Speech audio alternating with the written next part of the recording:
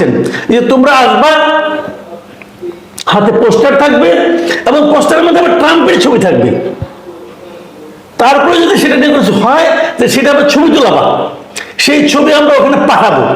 মানে কি ভয়ঙ্কর পরিকল্পনা ভাই! আপনি রাজনীতি করবেন করেন, আপনি কোথায় তো আপনাদের নাই রে ভাই। এখন আমি শেখ হাসিনাকে বলি ভাই আপনি সিনে নাই, বাংলাদেশের রাজনীতি যে ক্ষতি আপনি করে দিয়ে গেছেন, আপনি সিনে আসার চেষ্টা করেন না।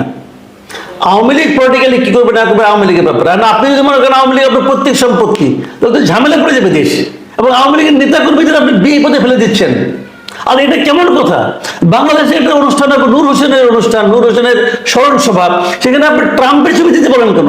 তার মানে আপনি নিয়তটাই খারাপ, আপনি চাচ্ছেন একটা হইচই বাঁধুক, এবং কে জানে আপনি নিজেই হইচই বাঁধাবেন কিনা, নিজের লোক দিয়ে দু একটা লাশ ফেলাই দেবেন কিনা, কে জানে। এইগুলো আমরা চাই না, আমরা এই সংঘাত চাই না।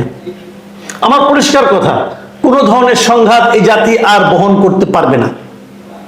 আমরা শান্তিপূর্ণ সহাবস্থান চাই, মতের অমিল থাকবে, মত নিয়ে বিতর্ক হবে, কিন্তু মারামারি হবে না, গায়ের জোরে কারো কণ্ঠ রোধ করার চেষ্টা হবে না।